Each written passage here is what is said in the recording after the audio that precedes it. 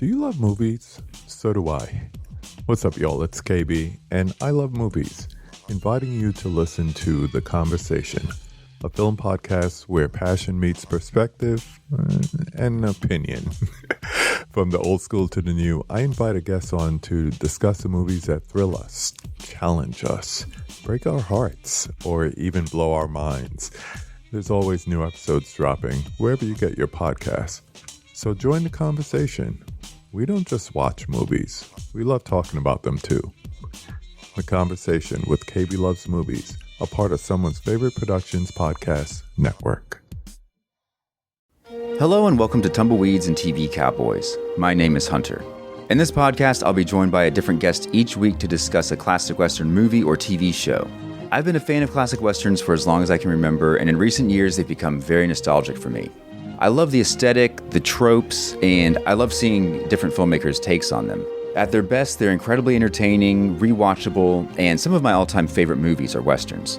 We'll mostly focus on Western movies made in Hollywood, but we'll also be covering spaghetti Westerns, and one thing I'm very excited to get into are Western TV shows. I've got some amazing guests coming on the show, film professors, historians, and podcasters. And Tumbleweeds and TV Cowboys is part of the Someone's Favorite Productions podcast network, and many guests on the show will be from other shows on the network. Thanks for listening. Dark Destinations. These may be end times, night creature. Why would a few more casually struggle me? Because their blood will join yours. A radio drama anthology. You are wrong. How you figure? Every merc on Mongo's hunting you down. Not you. Your partner. He said I didn't have a ray gun. Full cast performances set in the haunted corners of the globe. Darkness is coming for you. That's the fear that haunts me. Sleep! Ah!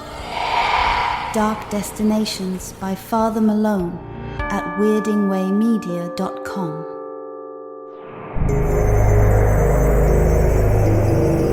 Weirding Way Media.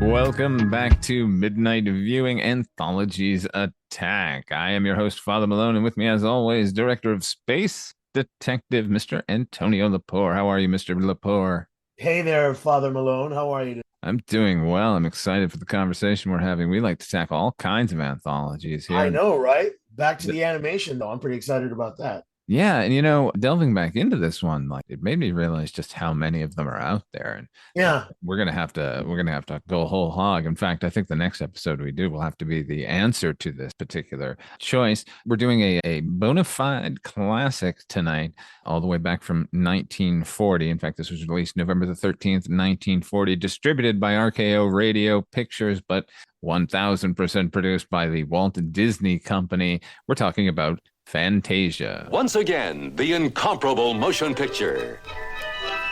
Walt Disney's Fantasia. More fantastically exciting, more magically in tune with today than ever before.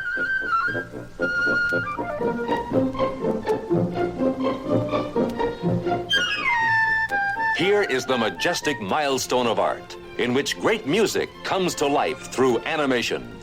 Beethoven, Stravinsky, Tchaikovsky, and others, interpreted by thousands of Disney craftsmen. See Mickey Mouse become legend as the Sorcerer's Apprentice. And Leopold Stokowski conducting the Philadelphia Orchestra. See great music happen. Walt Disney's timeless achievement, Fantasia.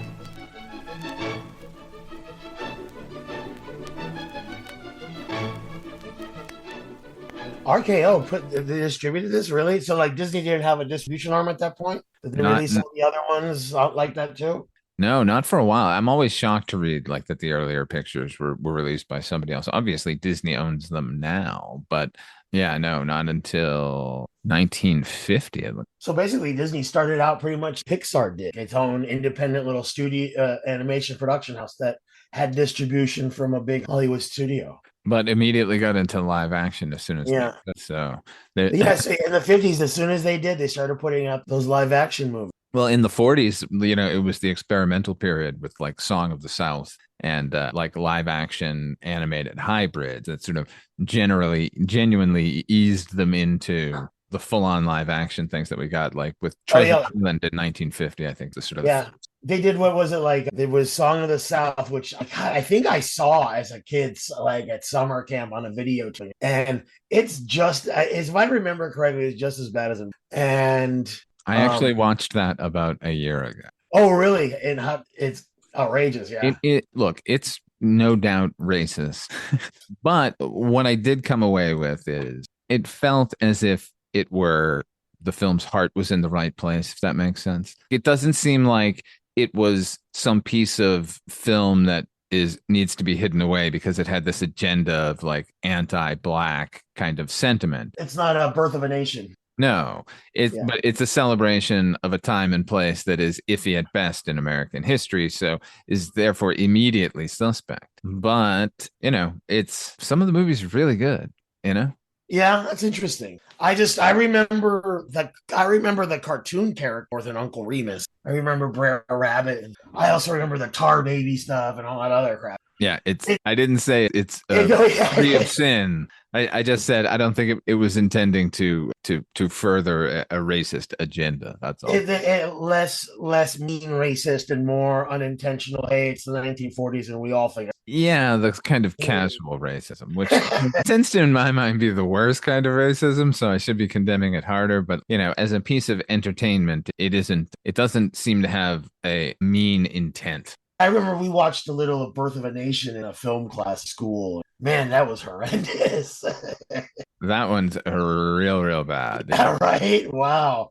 But I know in the movie we're going to talk about now, Fantasia, there's one or two things they cut out since, you know, its original release. I know that. I know one of the nymphs. Is it one of the nymphs, or was she a centaur? A centaur? It was a little black girl, but it was, you know, with I'm trying to find a genteel way to describe her facial features, but in a classic kind of, you know, with the big face, you know, the lips and the whole thing looking like blackface. Yeah, and attending to the white center. And cleaning her feet. And I know. Yeah, what are you going to do? It's old and these guys didn't know what the fuck they were. But, you know, you should still watch this stuff because it's history. You like learning, you're looking at this stuff and you're learning how our society's evolved in the last, you know, century, from going, you know, back in the day when it would be more a malicious racism or that casual racism you're talking about, or just the blindness to the fact that other people in this country has evolved a lot. And that's interesting to see. And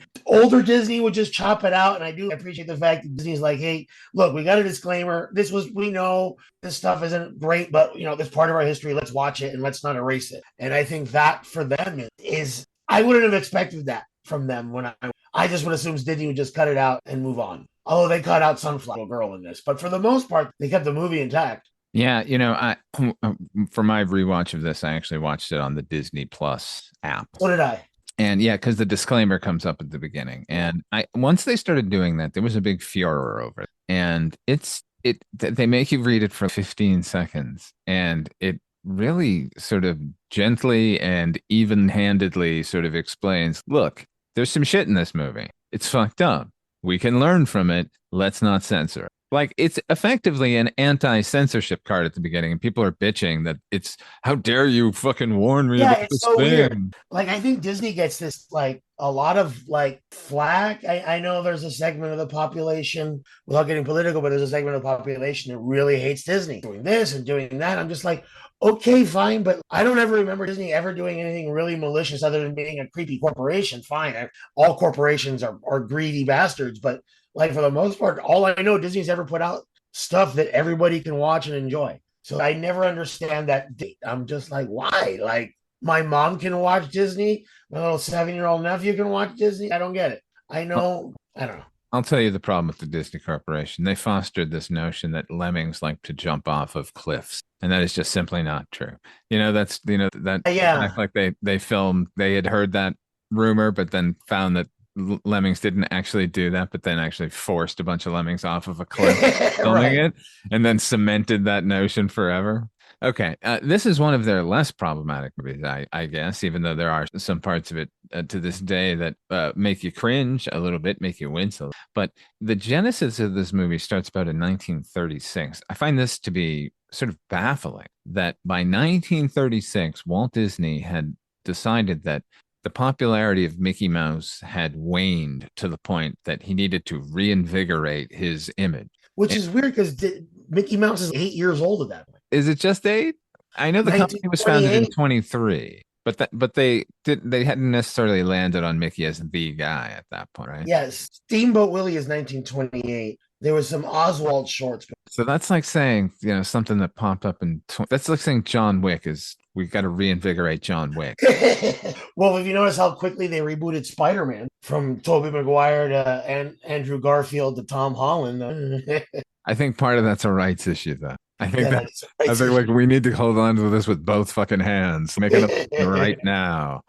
So Walt decides he's going to make a bit of a lavish short that marrying classical music to short animated films is nothing new. I mean, Disney had a segment of films called Silly Symphonies, with Merry Melodies. Warner Brothers ripped it off with Merry Melodies. Yeah, so that concept isn't new. That innovation is not really an innovation in Fantasia in general, but Walt wanted to push it to its limit here when he decided to make The Sorcerer's Apprentice. And that's all it was supposed to be, just a short subject, just like any other. So that was in like 1936 he makes the. By 1938, Roy Disney has to say, you've spent $125,000 on this. We can spend no more on this as a short film. What do you want to do with it? At which point the concept of Fantasia comes to mind. Like, well, let's just do a whole bunch of these. That's what I always liked. I've always liked about Walt Disney is like and their philosophy continues in the Imagineering part of the companies is plussing it. Like I already got one thing. Well, let's just make it bigger. I always love that idea of like with art and industry and stuff. It's you've got something and it works. What can we do with it? Well, shit, let's just make it bigger. Let's do more. Rather than let's scale back and figure out how to spend our money more wisely. No, fuck it. More money. I love it. It does seem like the question is always, well, what could be better right here? Well, okay, well, I guess we're going to have to do it that way. What more can we do? Yeah, and what I liked about that young Disney, his willingness to spend everything he's got on his company on technological advancement in storytelling, and an advancement of cinema. Like he really, no, fuck it. We're going to take this huge financial risk so we can experiment. And who does that? Jim Cameron does that. George Lucas does that. That's a rare thing, I think. And I've always really having. When they finally decided to make the film proper, which was not called Fantasia, like the concert film. Did you happen to see the cinematographer for this film? No, who was it? It's James Wong Howe. Oh, wow. Yeah, so Yankee Doodle Dandies, Strawberry Blonde, Tom Sawyer, Adventures of Tom Sawyer, The Prisoner of Zenda, James Wong Howe. He shot Fantasia. Because I was noticing that, maybe because I've never seen it like in 4K before or whatever they're transferred. That lighting in it is gorgeous. I've always had I got that VHS in 1990. I was obsessed with this movie in high school. You never saw all those rich colors on from the halo lighting and stuff. Which it's not just a silhouette; it's a silhouette, but it's got a red halo on one side, a purple one on the other, or a blue one on the other. It's really nice. The color is just fucking incredible. The filmmaking on display here in general, incredible. This movie was very well received when it came out too. It was hailed for, what it is, which is kind of a landmark. This is a more than 2-hour movie where it's as anthology as you can get. It's vignettes from famous classical pieces that have been reinterpreted or interpreted for the first time by the Disney animator. And it's intellectual piece. It's not a family cartoon or anything like that. This is for grown-ups, for smart grown-ups. And it's something that Disney, like when it came to picking the musical pieces, sort of sat back and said, I don't know enough about this. And that to me is the perfect reason that the movie is getting made. If Disney, who, is probably more cultivated or cultured than the average citizen at that moment, feels that he's deficient in his knowledge of the arts, like his reaction is, well, as I learn, let's help everyone else learn too, and do it in a very entertaining manner. Yeah, I did, and again, I like the advancements they made in movie making. Surround sound pretty much invented it for this movie. You see some of the footage of or photos and stuff of like their early premieres and early screenings, them installing speakers around, the movie theater. Not that's commonplace now, but in 1940, that's unheard of. And the multi-plane camera stuff at this too, which is really evident in the Ave Maria sequence at the end. But they traditionally animation, they have one plane. They put a background and they put the frame of the animation with clear background over the background, take the picture, move on. And this one, they would have multiple planes so they can move the camera in and out, creating a sense of 3D. And again, it's 1940. It's amazing. They had some real trouble with their multiplanes. Because the room wasn't big enough, right? There were multiple problems. Like there were situations where they hadn't lined up the plates correct. No, the lens on the camera was too wide. So not only were they getting the frames of the animation, but they were getting the stand, and they were getting workers or like animators, snaps of them in the background. So that happened. And then they had to start again, and they got halfway through and realized that there was a fuck up. And rather than risk it, they started again. They had to do it 4 times. Basically, the sequence in question was finished the day before the premiere. Crazy. That's insane. I mean, you hear people do shit like that nowadays every now and then. Oh, I finished cutting the movie 3 days over. But this is 1940. They got to go print this. They got to go print it. They got to cut it in, and they got to watch it. It's not fucked up. So in order to in order to even choose the segments of music to go here, Disney, on a chance meeting with Leopold Stokowski, he is the conductor for the Philadelphia Philharmonic Orchestra, very renowned guy who evidently he pioneered the art of conducting without the baton. He only used his hands. When Bugs Bunny, when they're making fun of Leopold in that one cartoon, like that's the same guy. That's Leopold Stokowski, because Bugs Bunny adopts that same conducting style without the baton. Yes. Oh, it's Leopold. Which is all I could think during this. Every time they cut to the live action thing, Leopold was the Bugs Bunny thing. So Stokowski initially is hired just to provide the music for the Sorcerer's Apprentice before this expands into Fantasia, and originally agreed to not be paid for his work on Sorcerer's Apprentice. He just thought it was neat to be able to do an arrangement of that and get it out to the masses. Nevertheless, they paid him like $5,000. They ended up paying like $18,000 when they hired him for Fantasia. By the way, I mentioned that the Sorcerer's Apprentice, that the budget had spiraled out to $125,000, and then they were like, now we need to make a feature. $125,000 in 1938 is the equivalent of $2.7 million. Walt was never stingy when it came to... No, Walt's not cheap. Walt was not cheap, man. Spare no expense. But again, it always worked for him. So Stokowski and some of the animators, they come up with, and Disney's there, obvious. This isn't done in a vacuum. He had his 2 cents in it. They settle on a number of pieces. Toccata and Fugue in D minor by Bach. The Nutcracker Suite by Tchaikovsky. Sorcerer's Apprentice, obvious. The Rite of Spring by Stravinsky. There's an intermission, like a jazz intermission, but then they did the Pastoral Symphony by Beethoven, Dance of the Hours by Ponchielli. And then to finish us off, it's Night on Bald Mountain by Mussorgsky and Ave Maria by Schubert. And they're all very happy with those choices. They had a bunch of ones on deck, I guess. In fact, Claire de Lune was until the last minute was going to be a segment, and then that got cut, I think, for time. But that's where we are. That's where we begin this movie. And as I mentioned, it's live action and animation combined. This is where they kind of start with trying to combine them. And okay, so we not only get Stokowski as the conductor, who is the real kind of linking device, but he's not really the linking device, because they have a film critic and composer on his own right named Deems Taylor. Deems Yeah, is that the guy. actual narrator. First of all, great name, Deems. Okay. And he's got a pleasant enough voice, and you can see why they chose him. I think he was not their first choice. There was a scheduling error with their first voice. I'm not sure we needed him at all. You don't need him at all. I'm even as a kid, every time he was on screen, I was like, ugh, with this guy. Hello, I'm Deems Taylor, and shut up. And the same goes for Fantasia 2000. Those celebrities, every time I see like they come on screen, I'm just like, ugh, just give Yeah, me the cartoons. certainly by Fantasia 2000, they should have known that the audience was sophisticated enough to go Yeah, with the concept. Here in 1940, which is when this movie premieres, it makes a little more sense. The whole idea of this movie is kind of radical when you think about it. No one had done anything like this, not in a feature length. They were used to shorts, and they were used to shorts making little to no sense and just sort of mindless entertainment. So I get the impetus. What I don't understand is why they didn't judiciously edit it. So you can basically, every time they cut to Deems, you can effectively hear action. Like you don't hear it on the soundtrack or anything, but you can yeah. see him just standing there, like waiting to talk. And then, like, our next selection, it's very uncomfortable. And it's also, and he also just tells you this is what's gonna happen. Like in the Night on Bald Mountain, he literally just describes the entire scene, and he's okay. Now watch it.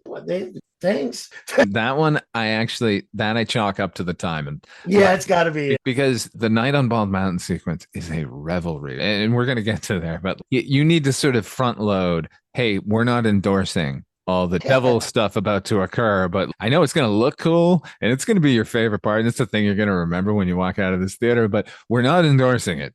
He calls it the profane, The picture starts with him kind of explaining what Fantasia is, and then he goes into the three types of airs, this kind of music and this kind of music, and the third type, which we call absolute music. And I'm just like, okay. Well, here's the thing that I enjoyed that because you like that part too, yeah. Yeah, there are levels of music, and there are music, obviously composed to tell you a story, and you can hear the story occurring. And then there's music of this other variety. And then finally, the sort of just lean back and, float away in a reverie kind of music, And I like that the film is sort of staged, at least with the toccata and fugue piece, which, by the way, huge fucking misstep in not using that in a better sequence in this movie. It's my favorite piece of all time. And this is a beautiful orchestral version. This isn't the usual sort of organ version, but the proper version. They're showing off the orchestra here. And what they're doing is that it's the most impressionistic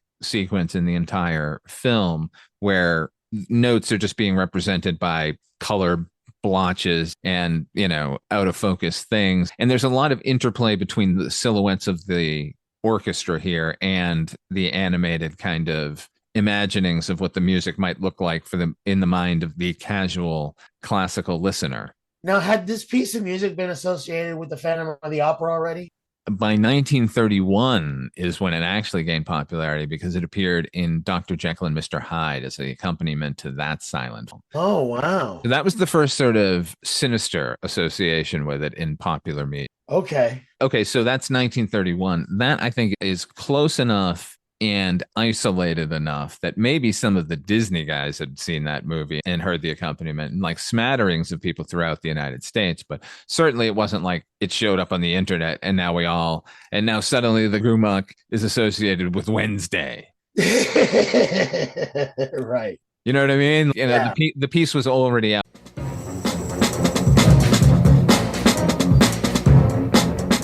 Hello, this is Aaron West. I am the author of the A24 New Wave. In this book, I look at A24's output and I make the argument that we are in a new wave movement right now. A24 plays a major role. This book has a supplemental podcast where each episode is a brief conversation about an A24 related topic, whether an actor, director, or even a genre. As I continue research for the book and conduct interviews, I expect to record podcast episodes with people involved with the company. You can find the podcast at cinejourneys.com or wherever you find podcasts, and we are proud to be members of the Someone's Favorite Productions podcast network. Out there, and it had already been interpreted in dozens of different ways. And the thing is, the sinister parts of Toccata and Fugue in D minor are always at the end of every movement, where it always ends on a rather ominous note. But the actual bits of verses of music, they're actually quite lyrical and lovely. So that's shown off here more than I've ever seen it done before. I do like how the live action kind of like seamlessly becomes the animation, though. I thought that's really elegant. It makes you wish we just stayed in the animation. I know I'm complaining from a late 20th century, early 21st. No, but I mean, the live action introduction, I think, is acceptable, and I think it works. And you're right there. I'm just anxious for the animation because I've seen this, but the transitions, because of the silhouette, it really just transforms rather nice. Have you seen this film in a theater? I did. Yeah, was it the 1990 re-release? Yeah, something like that. I'm pretty sure I did. Yeah, that's what I saw 2000 in IMAX. Oh, right. When 2000 came out. In the old IMAX theater at the Luxor.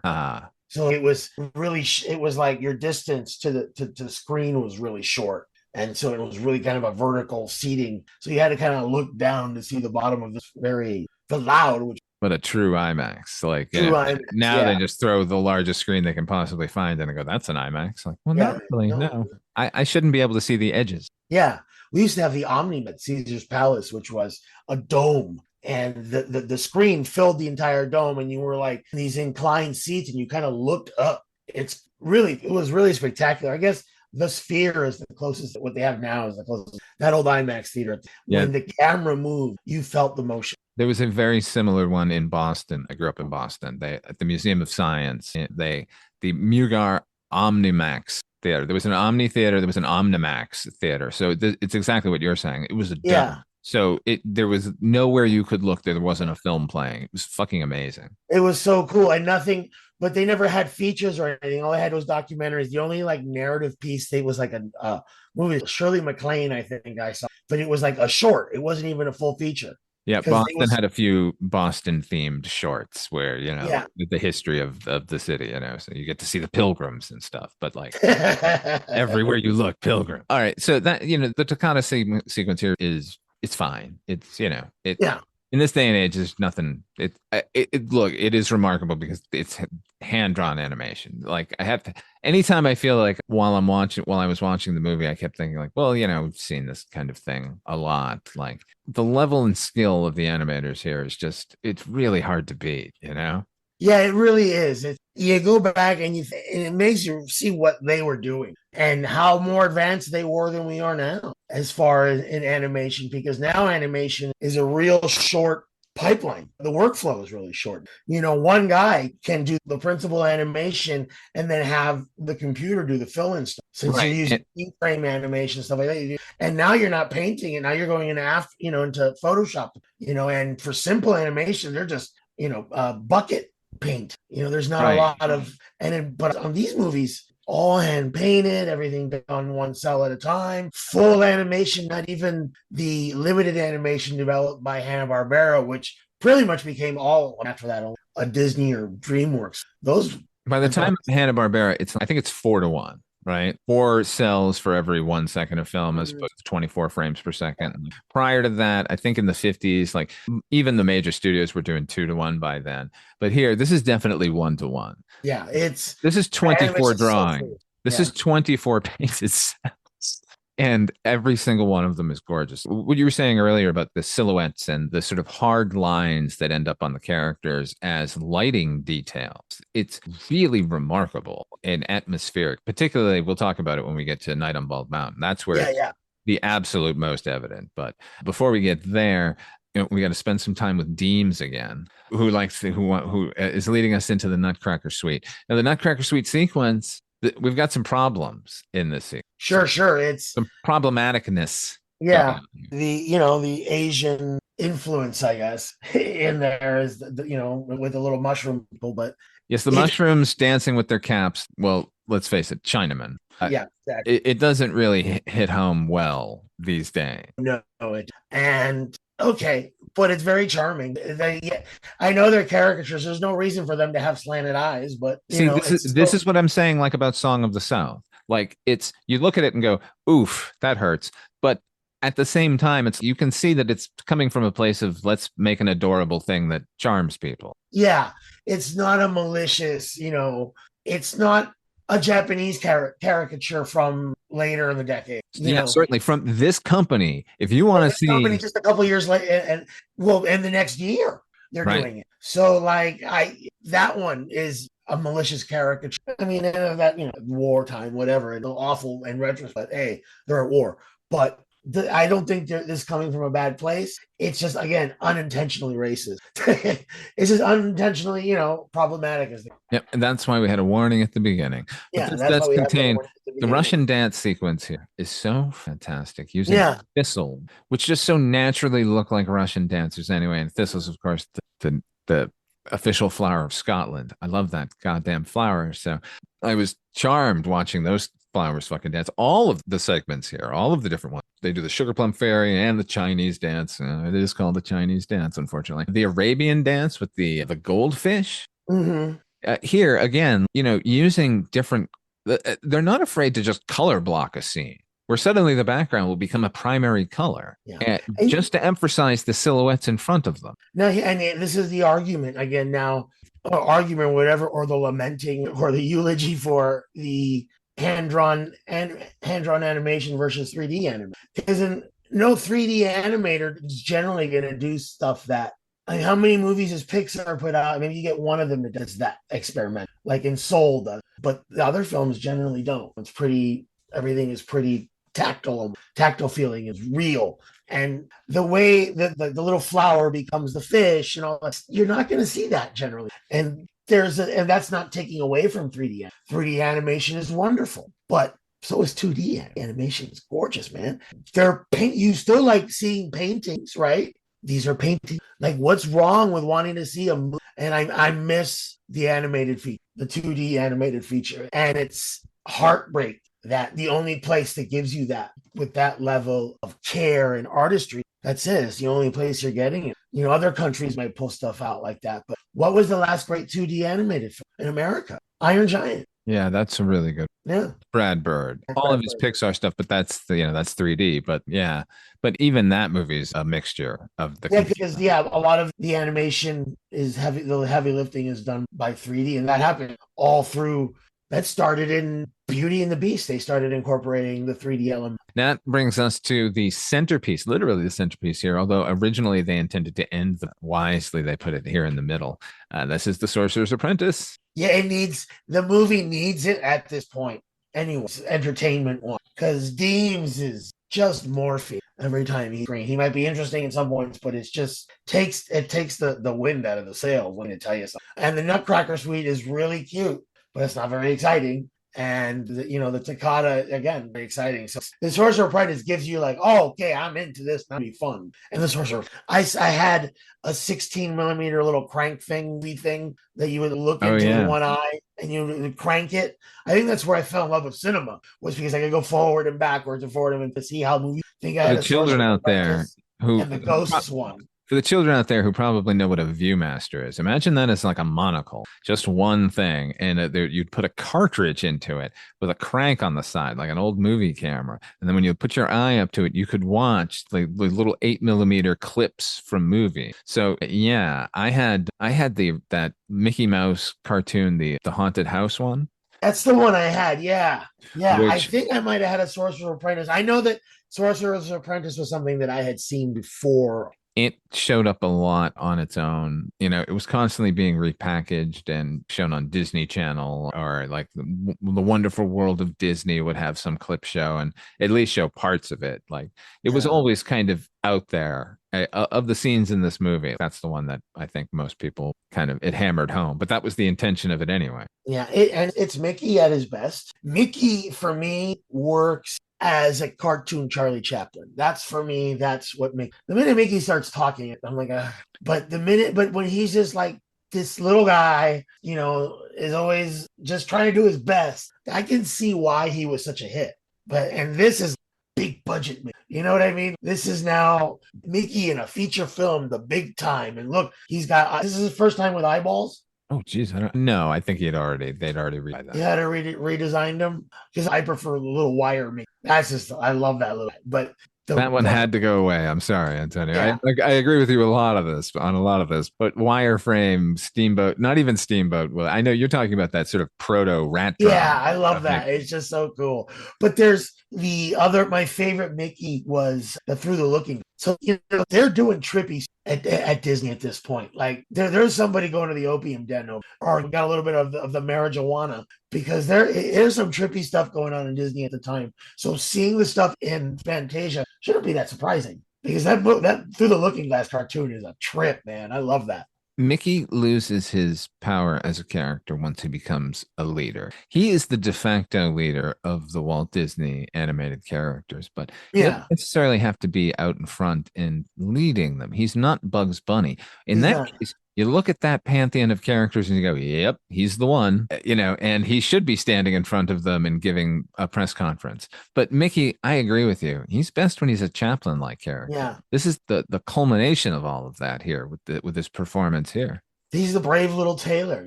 And again, that's a Chaplin. Chaplin does the great dictators, the brave little.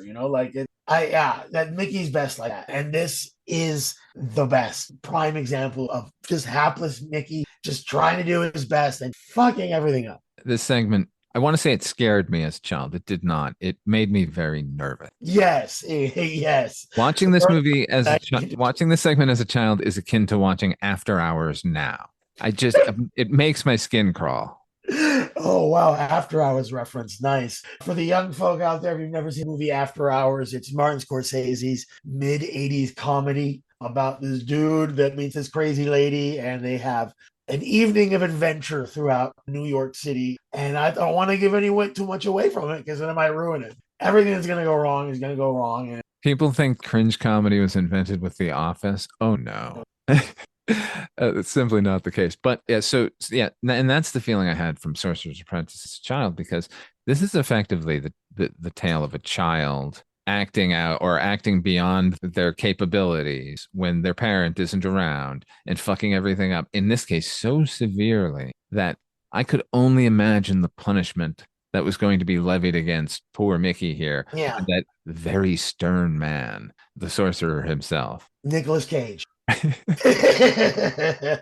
Mickey, what are you doing over there? Oh my God, he would be perfect. He played there. They did a movie.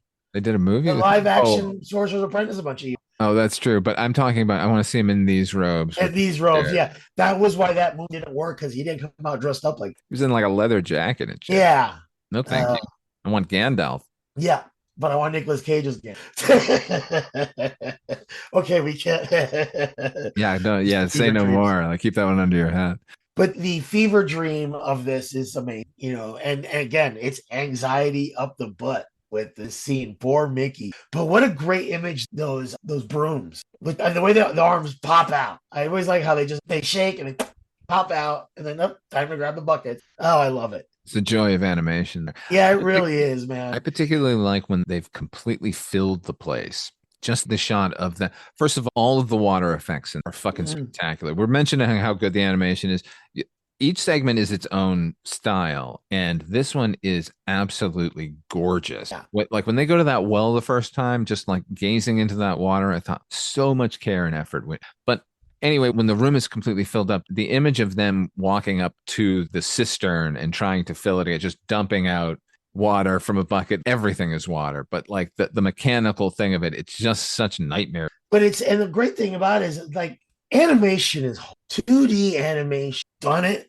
I suck at it. It's really difficult. There's a 2D animated bit in Space Detective that I did 4 frames, and I love it at the same time. So look at that. I drew Batman. But the level of artistry here, again, I'm like, kissing people's asses, but animation's tough. It's 24 frames a second. And to get it like water, fluid, and then timed to music. So everything is perfectly timed to music. So you've got to figure out how to draw those 24 frames and have it do the thing you needed to do on the music cue. And it's not just animating dialogue. It's having little brooms hit music cues over and over again. The level of animation and editing, it's really on display. And the sort of impressionistic background stuff that I mentioned in the previous segment, the Nutcracker. Once the brooms start taking over, we're getting these splashes of yellows and other things behind them as it becomes more and more of a nightmare.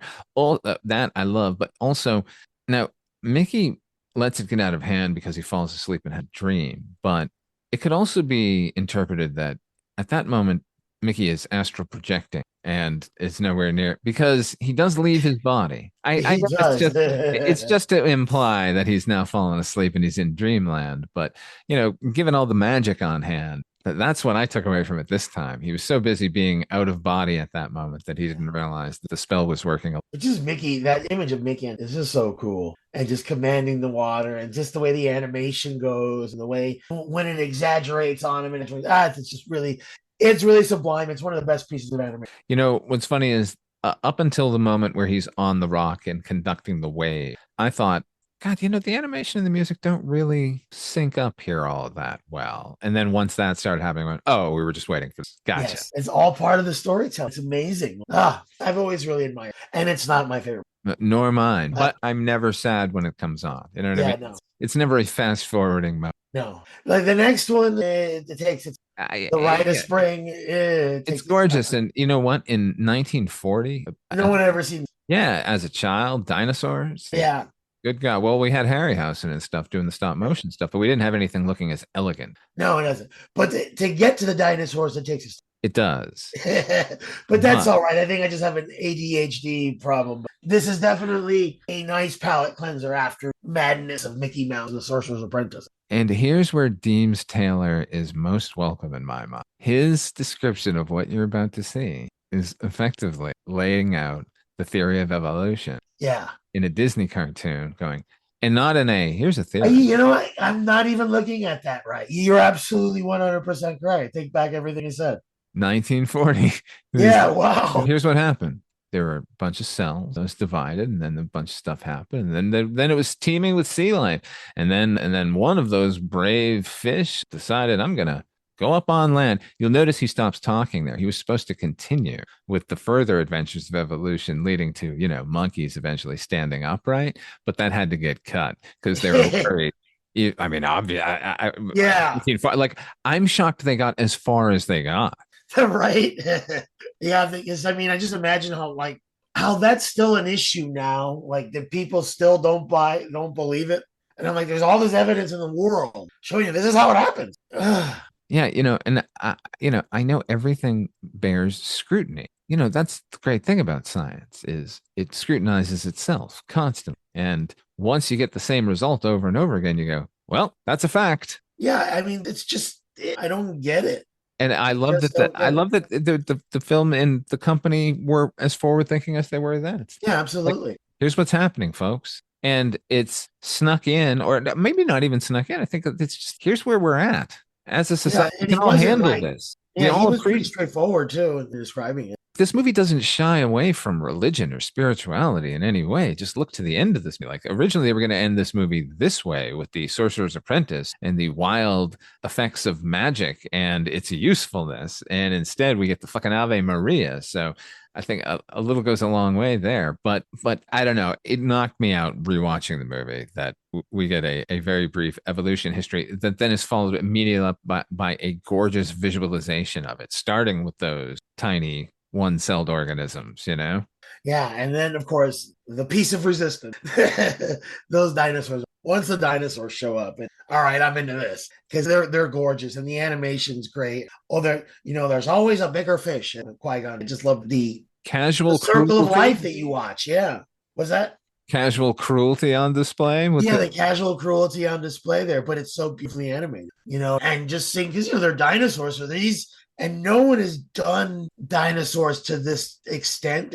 Been some stop motions, and some animated stuff, but they really kind of go to town on it. And these animators are figuring out how these. I think there was a Coco the Clown short. Right, yeah. Like pencil drawing or pen drawing, with a Brontosaurus. The Brontosaurus, that's right. And then, what you saw in King Kong. Again, like the 3D, but and yes, we believe it, but it's still stop motion. We've certainly never seen it done as fluidly as what we're getting here, as well painted, as well realized. But they're beautiful looking dinosaurs. Interesting now how science kind of shown us that dinosaurs were birds and they might have feathers, and so I'd be curious to see what they would do, what anime up with now based on where we're at right now in science. Yeah. Yeah. And this takes us to the intermission. Oh, which is funny because the intermission is the first time you see the title. Right. Yeah, we get a title card here. Yeah, how avant-garde is that? That's really, yeah, I hadn't even thought of that. Yeah, I just thought of it as an intermission card, but really it's the title card for the film. It's a title card. Yeah. Huh. Wow. Take that, Coen brothers. I thought the Raising Arizona title card reveal was something. That's like, what, 12 minutes or something? Yeah. I got that beat. I mean, he tells you the title still. It's brand new form of entertainment. That don't matter. They got a jazz session jam going on. They sure do. Oh, and we get the soundtrack bit here. Can I tell you? So I know I talk a lot about this, but I was a projectionist at a theater in Santa Monica, and when I was learning to become a projectionist, we had platter systems. This was 35 millimeter, so we had a platter system where the full print would sit on it. It would play out to the projector, and then rewind back onto the platter. Now, when it goes through the projector, it's gets locked into a lot of different gears, but the main bit is the gate that sort of holds it in front of the aperture where the light shines through, and there's a shutter that times the amount of light going through. Anyway, so the aperture, where it's basically a rectangle cut into metal that allows the amount of light through to shine on the screen. The theater I worked at, the projectors were like, from the 40s, 50s, right. So when we had a different lens needed, the different aspect ratio for a film, we had a lot because we were a calendar house. So we showed movies from the dawn of cinema to the present. So we had every aspect ratio: 133, 166, 185, 233. So each of those different aspects have different aspect ratios, have different aspect ratio plates. And I learned early on how important those were because I was training at the time and had set up a film and it was playing, and I went down into the theater, not looking at the left wall, just looking at the image on screen, which looked great. Turned to my mentor, a guy named Chris Avani, and said, like, what do you think? And he was like, man, the sound systems these days are so good, you can fucking see the sound. And then sort of pivoted me to look at the wall where you could see the soundtrack just Oh man, I never forgot to play it after that. Yeah, okay. So anyway, this leads us to it takes us to ancient Greece. Yes. Weird to pick a bacchanal for a kids movie, but here we're gonna go with the past. Well, hey, they picked the bacchanal for the Paris Olympics and everybody lost their shits. So I don't know how far they got in the animation process, but originally Disney, the family-friendly company, had nude centaurs. Like, those were bare-breasted women running around, and immediately ran into some sort of censorship, which is why now we have the drawn over, like, flowers. Flowers hanging there, some piece of fabric that just seems to adhere to one bit of space hovering over the female centaur. And this is, of course, the sequence where we had our black centaurs waiting on the white centaur. There's a lot I don't like about this. It also has what feels like that grade school version of Greek mythology that we were all sort of fed, with all of the edges sort of sanded off of it. Here Bacchus is just sort of like W.C. Fields. Actually, he's a toned down version of W.C. Fields. He's like a vaudeville guy. Yeah.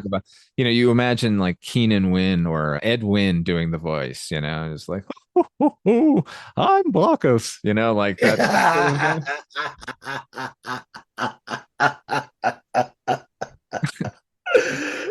Oh, that's funny. Oh, fill my goblet, will you, young lady? Oh, you're lovely. Yeah, I don't know. Like, again, this is another example of just gorgeous fucking animation. Yeah, the animation's really pretty. This one's it takes its time too, but again, it's Beethoven, and it's funny because it's like pretty Beethoven rather than powerful Beethoven. But I do really the Zeus. Zeus still manages to be an asshole. I just love the way Zeus and Hephaestus are portrayed, and just the animation is really cool. The way he throws those bolts down. The problem is, we're always more interested in the gods when it comes to Greek always. And one turn around the dance floor for the centaurs should have been enough, but that's it. Instead, it's it's a ballet, so we're getting full on dancing, and the dancing is gorgeous. Like, rewatching that, it is really spectacularly animated. But again, I'm with you. Like, I need some Greek gods. I need Helios. Racing across the sky. I don't really care what's going on in the day-to-day life of centaurs, and it seems to be just a lot of fun. Bacchus. What'd you Yeah. say? There just seemed to be a lot of frolicking. Yeah, like this should have come before the Sorcerer's Apprentice. They should have front loaded this in. They should have gone right Yeah. toccata right into Beethoven. That actually makes sense, Bach to Beethoven anyway. Not that I'm doubting Leopold in any way. Oh, Bugs Bunny. Okay.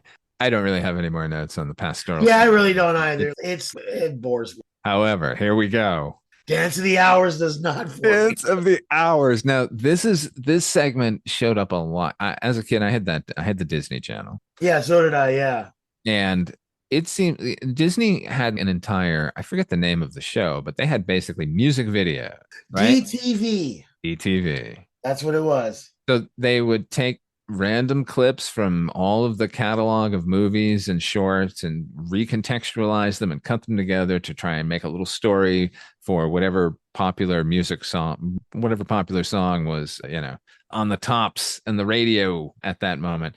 I remember them using this clip a lot. Yeah, they did. Strung out over multiple videos. So I think I find myself more familiar with this sequence of animation than any of the others. You can't beat the dancing hippos, man, and the horny crocodile. I mean, it's them at their absolute silliest too, which is great. Horny too. Yeah. Again, Disney doesn't get to be horny very much. This movie is pretty horny because the Pastoral Symphonies got, the naked centaur girls and everybody's trying to get laid and the alligator. They're getting away with something here because those alligators are like, they can just sort of make the excuse, well, they're trying to eat them. Yes. They're not interested. Not that way, at least. The name of the alligator is Ben Alligator. Oof.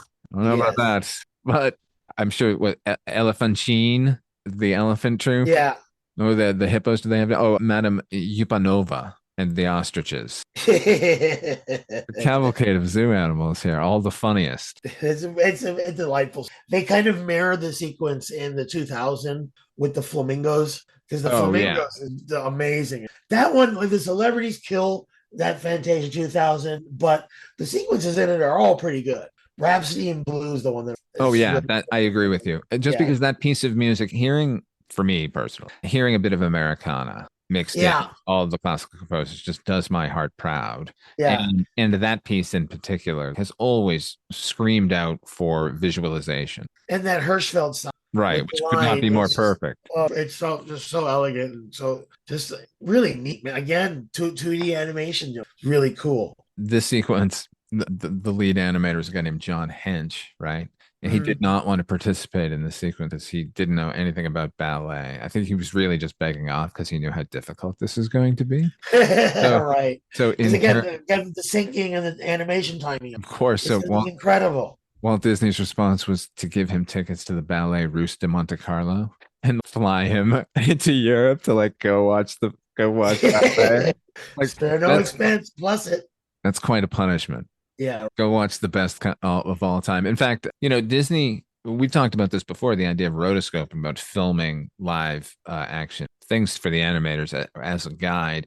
Here, in this case, there was a ballerina named Irina Baranova. She's the lead for the Mademoiselle Yupanova. They even made based on her. So, yeah, I love the fucking alligators here, man.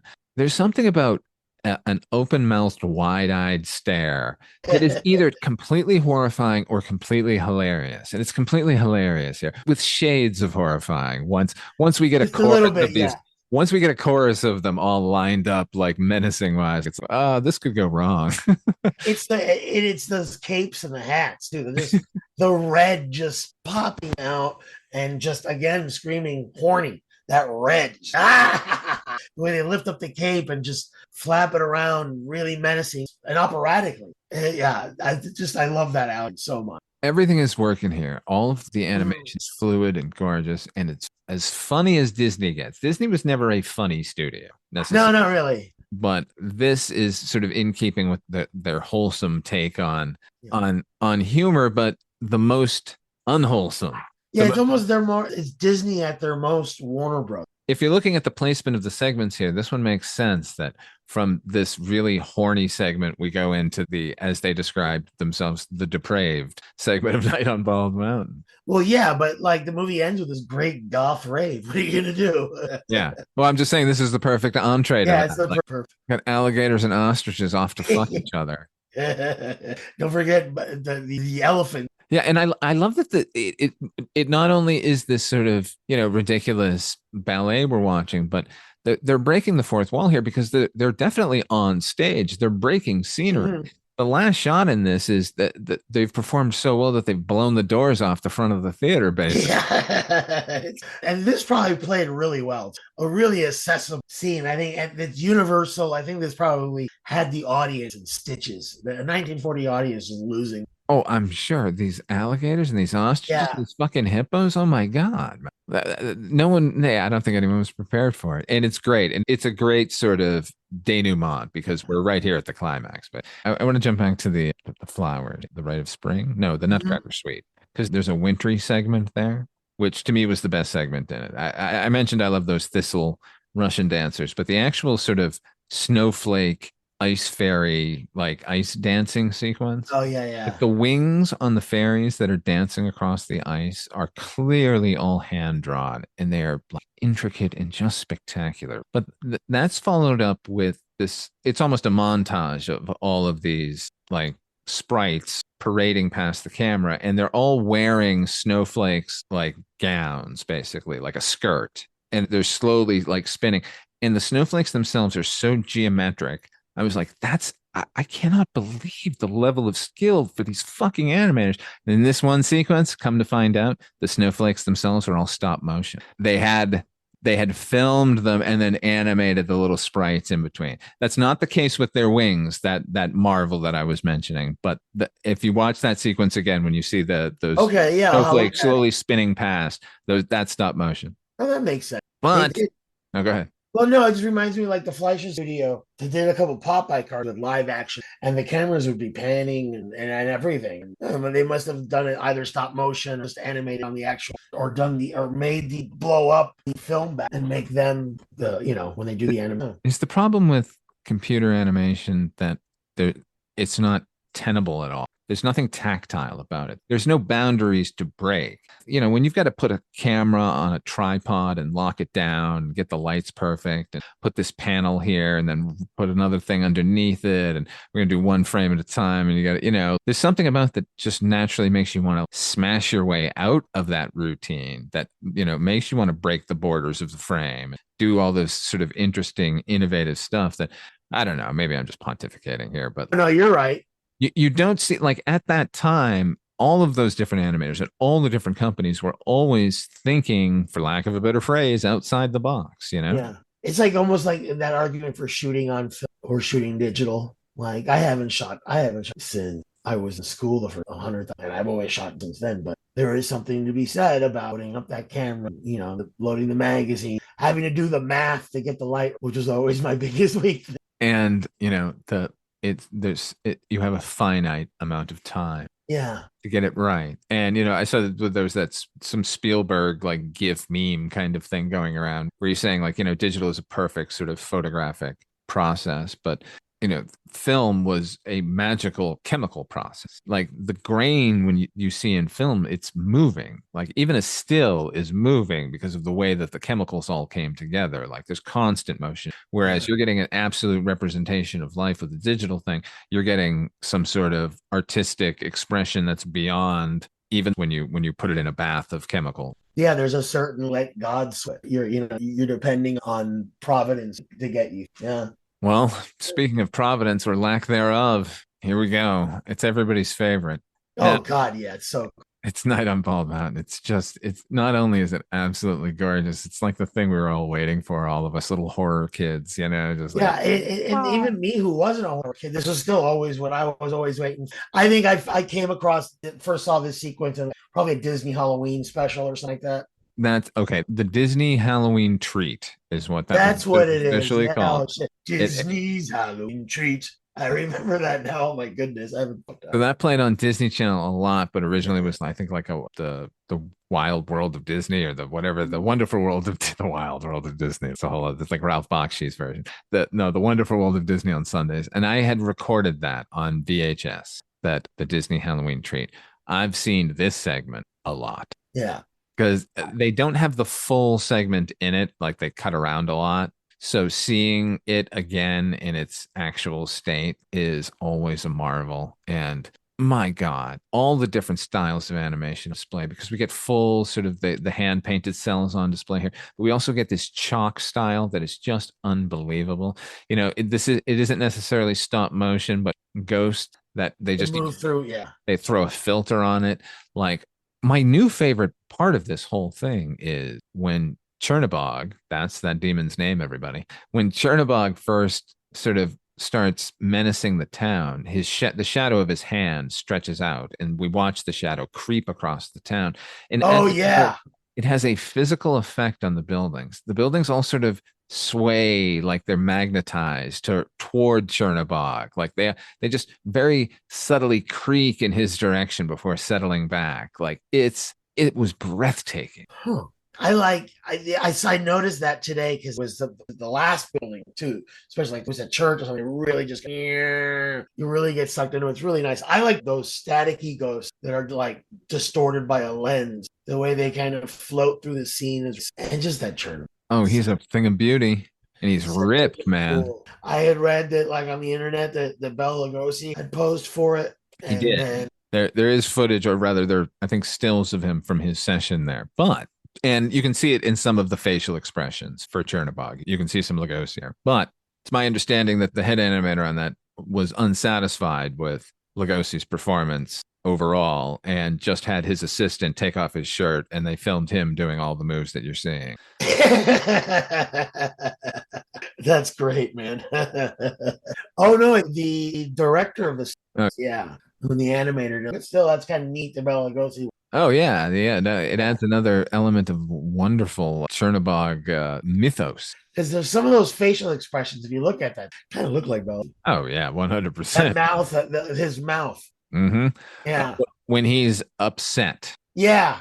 In particular. Yeah. And my God, like, what a performance from Chernabog. You know, he goes through all the emotions. Yeah, he does. Delight to disdain. When I'm especially fond of the hand when he's picking up the little demons and dropping them in the fire, or he's building the little fire homunculi or whatever, and then he crushes them. And the animation on the hands is like, is it rotoscoped? Is it all just? I don't like. It's spectacular. Hands have always been my nemesis when I'm drawing. So just to see that kind of level. Yeah, I just love the fact that how his wings, form the top of the mountain, form the peak. Hands are a trouble for a lot of artists. Yeah, every artist.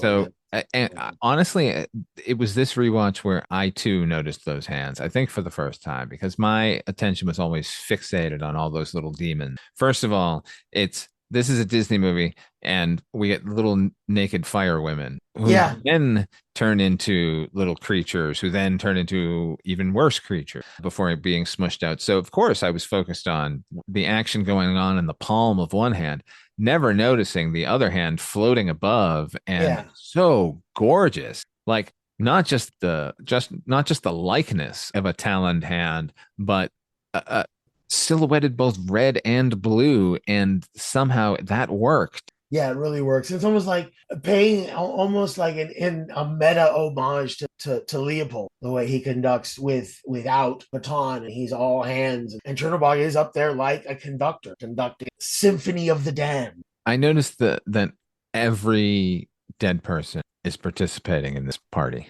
Every grave, a ghost comes out. There's a castle with a little pool beside it. Half a dozen ghosts come out of that water. Yeah, and one of them's on a horse. Right. It's every little creature's got its own little backstory. I love that one of the ghosts comes out of the grave and like shinnies its way through a noose that's hanging on a scaffold. Like, I remember this. Yeah, it's really sweet, man. I know that every single viewing I've ever had of this, just waiting. It's a rave for demons. Yeah, they're just having a good time. Yeah. The animation, it's just so gorgeous. And the design is just so wonderful. I mean, is this a real mountain they're basing this on or something? Because it's It's mesmerizing. I can't like I watched it again this morning, just right before we started. I watched that sequence. Gets me every time, man. Yeah, I had watched the movie again last night, and then just prior to recording, I put it on thinking I'm just going to watch a couple of seconds and then watch the entire sequence. Yeah. Found myself just standing there mesmerized by this sequence. Yeah. I love this music.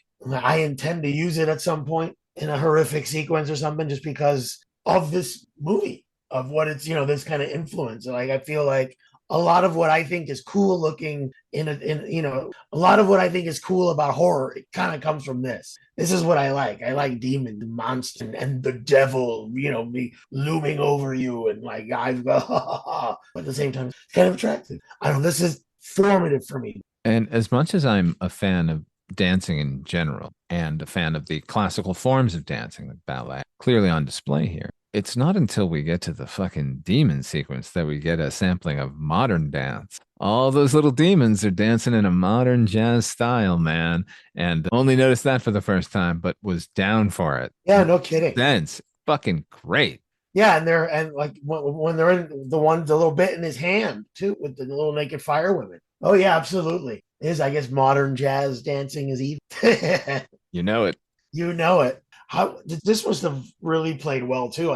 The movie was well received when it came out. Yeah, very well received. There were some critics, mainly composers and conductors, who disagreed with Leopold's arrangements. Oh, that's some hoity-toity. That's some great criticism, right? Yeah, right.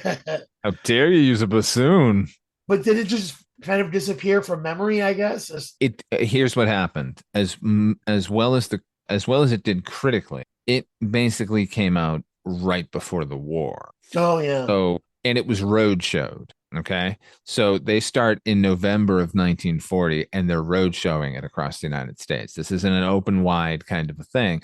And as soon as the war happens, there's no chance that it can build an audience the way that the other Disney. That makes sense. That does, because I mean, does it play in the cinema again in the 50s or something? Or yeah, there are some revivals of it. Yeah, well, it got reissued in 1946, like as soon as the war. But in 1955, 1963. In 55, they noticed how deteriorated the print was becoming, and they began restoring it. And then in 1960, they re-released it in Super Scope.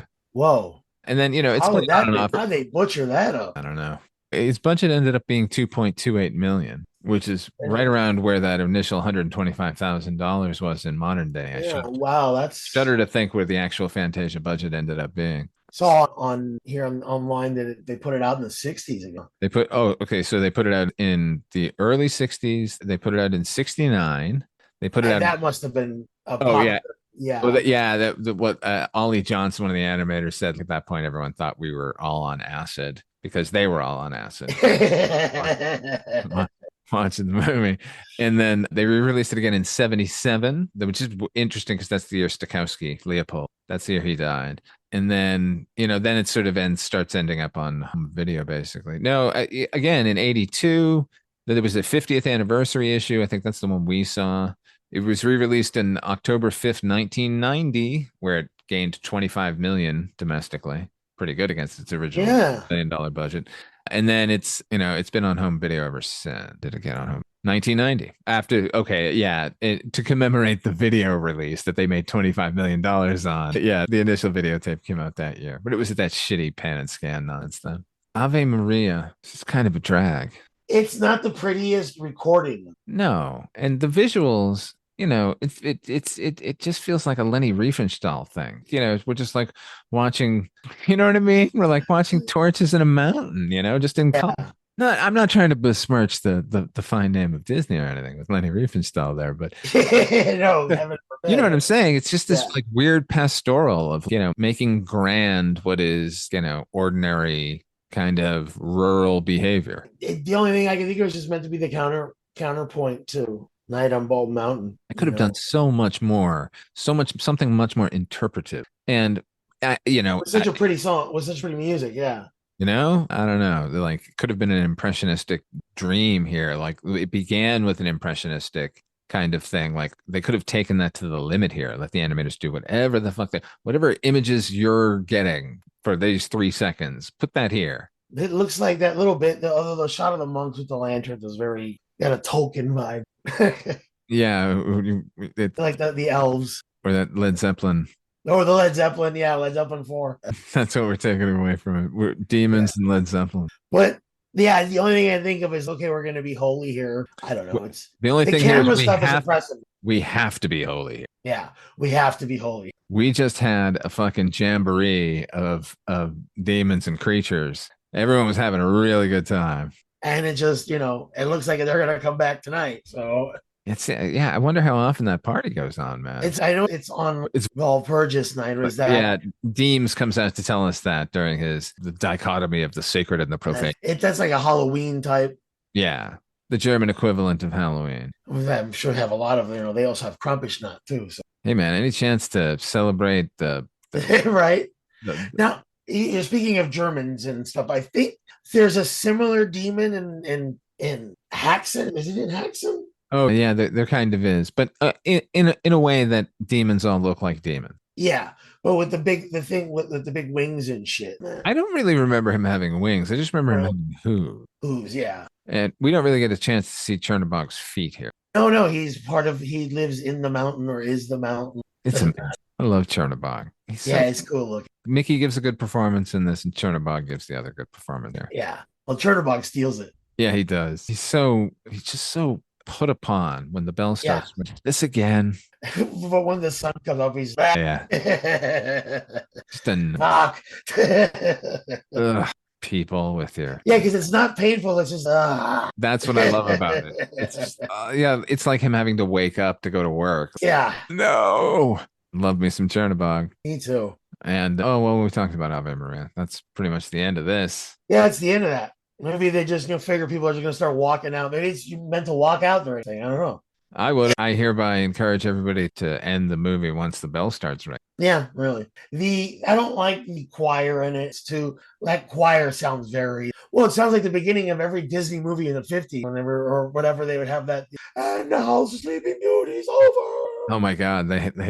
Walt. That's what it sounds like. He loved his vocal group. Yeah. There's a version of Ave Maria by Sarah Brightman. It's just her. Oh my God. These guys don't really. Well, it's part and parcel with the segment. They're just not really well thought out. No. But again, the multiplane camera thing is gorgeous. When they do it, it's really fascinating, and the technology is great. I believe the Ave Maria sequence is the sequence that they, up until the last moment, didn't have before the premiere. Like they had to refilm it 4 different times in order. Yeah, you were saying that earlier. Yeah. And so that should have been a hint from God himself. End this with Chernabog. But would they be able to end it with Chernabog and get away No, with it? if that were the case, it would have to go from Chernabog to the Sorcerer's Apprentice, where man has at least some control over the forces of darkness. In fact, that actually makes sense. They should have ended it that way. Yeah, maybe. Good triumphs over evil. Yeah, kind of, but now not as a direct answer. Yeah, now the end movie just like good lets evil take a nap. This film did spawn a sequel, but its original intention was to be sequelized every couple of years. Not necessarily sequelized, to be re-released in the genius Disney marketing, even from the first day. It was to be re-released with segments pulled out replaced with newer segments. So every couple of years, they'd basically just make a new short, a new silly symphony, but like highbrow. And they would say, pull out the Dance of the Sugar Plum Fairies, and put in some newer piece. Is that related to what they worked on with Dolly at one point for a little bit? Or no? Absolutely. Yeah, that was going to be a segment.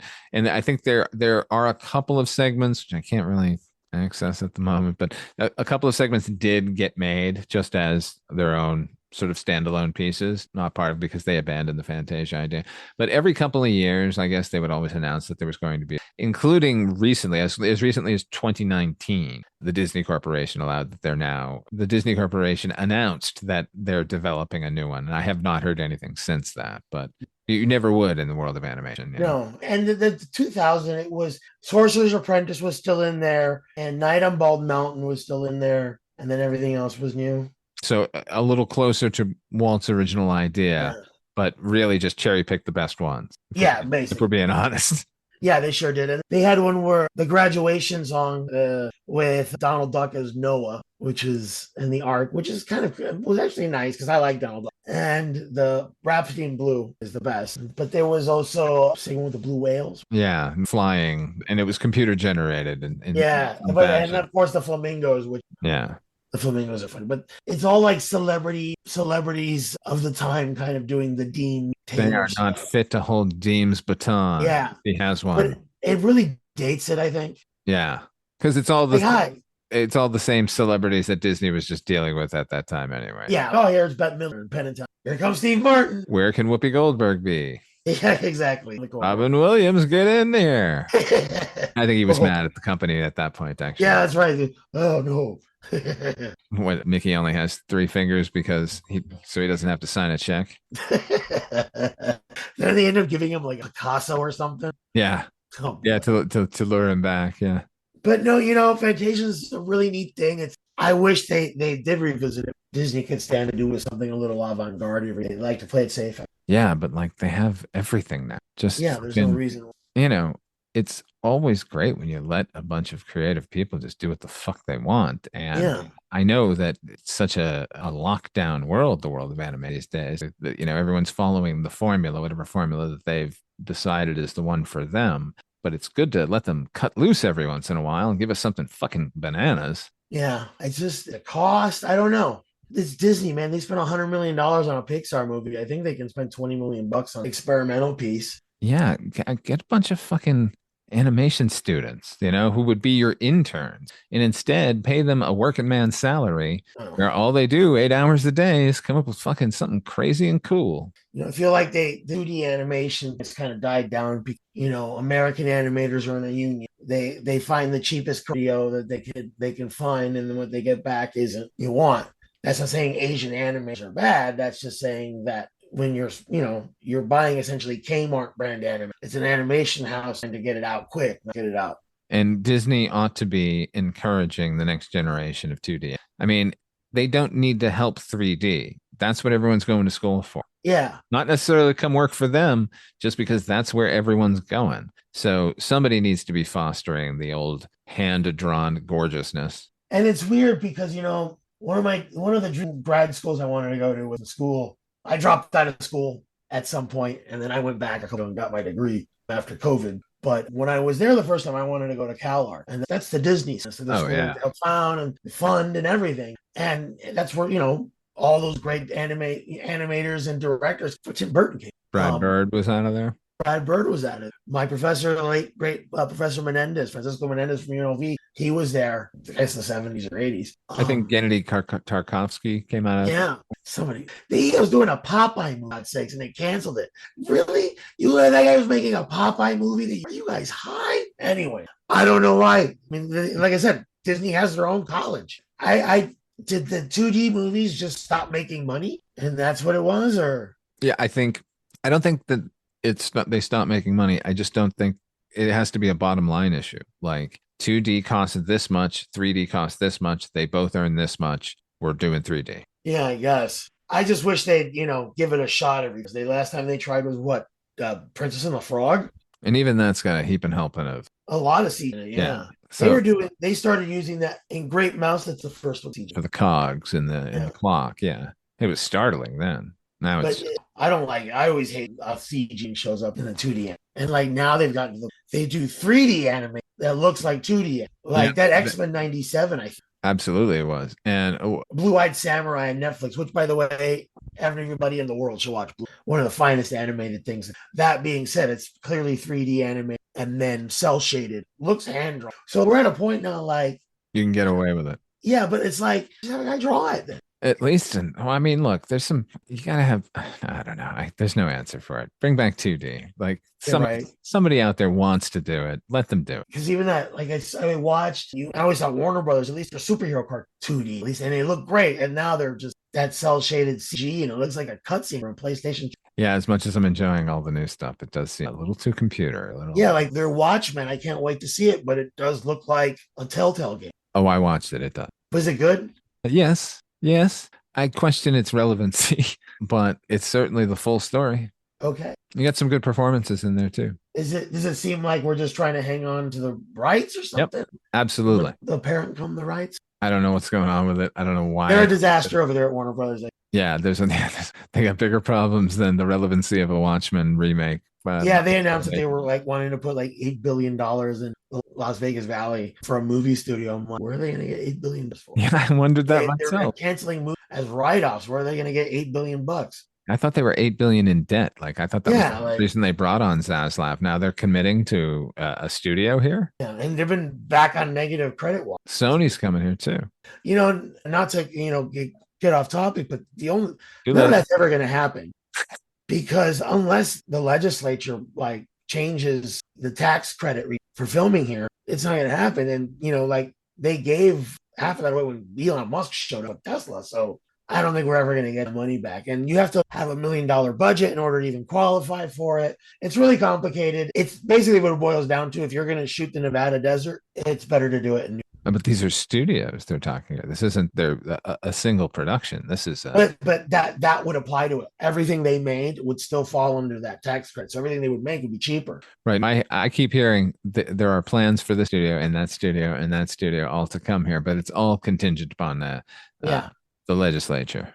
And they only meet every couple of years. Yay. So I don't know if that's going to happen anytime soon. I'd like to make my life a lot easier. If they know what side their bread is buttered on. Exactly. Pass that legislation and get fucking like 4 movie studios here in Nevada will become New Hollywood. It'll be more like New Atlanta though. Yeah, that's fine by me, man. It was like Hollywood 2.0. I'm like, they got Atlanta and stuff. Going to be places to film. The bosses are still going to work at us. Good. But at the same time, it's just going to make traffic. You know what? Let's have a mass exodus from Los Angeles to here, and then we'll go there. Oh, yeah, really beachfront. Yeah, man, the studios are still there. Yeah. Man, this is a good talk, though. I appreciate the going deep dive into the history of cinema with an old picture like this that's been around forever and has influenced generations of cartoon makers and filmmakers. I think basically has helped introduce a lot of people to classical music. All my education for classical music as a kid came from anime, came from this, and came from Warner Brothers. Back when creatives were attempting to expand your mind while making giggle like an idiot. Yeah, basically now they just want to get you to giggle like an idiot, which I don't get it, because if stuff was really well done and expanding your mind, people would tune in more. I don't like that's a conundrum, such as Fantasia. Right. Those are the thoughts that kept me out of the really good. Fantasia actually naturally leads us into what's going to be our next topic. We're going to be looking at an Italian film from 1977 called Allegro non troppo. It is a 1-for-1 parody of Fantasia. It is spectacular. Can't wait. But until then, it's Italian. Oh my God. I can't. Oh my God. Yes. You're going to dig it. But until then, Antonio, where can people find you if they're looking for you? You can check out my work at swampmediagroup.com and watch my movie Space Detective, spacedetectivemovie.com. As for me, you're here on Weird and Way Media, where all of the stuff that I do, but keep tuning into Midnight Viewing. We're a twice-a-week show, Mondays and Fridays. Every Monday is the Father Malone Weekly Roundup with my co-host, my pug, Ripley Jean, and every Friday alternates between the Horror Anthology podcast, where we are currently looking at Tales from the Dark Side, and this show, Anthologies Attack, where we look at every anthology, no matter the genre or the media for that matter. Our theme song here is done by HP, and if you want to subscribe to us, that would be great, or give us 5 stars over on the Apple Podcast. That actually helps out a great deal. And if you have a little money in your pocket and feel like sharing that with us, go to patreon.com/Father Malone. Until next time, try to enjoy the daylight. Buenas noches. Buenas noches. Well, yeah, I don't know. I just keep saying try to enjoy. I'll come up with a fucking permanent thing at some point, folks.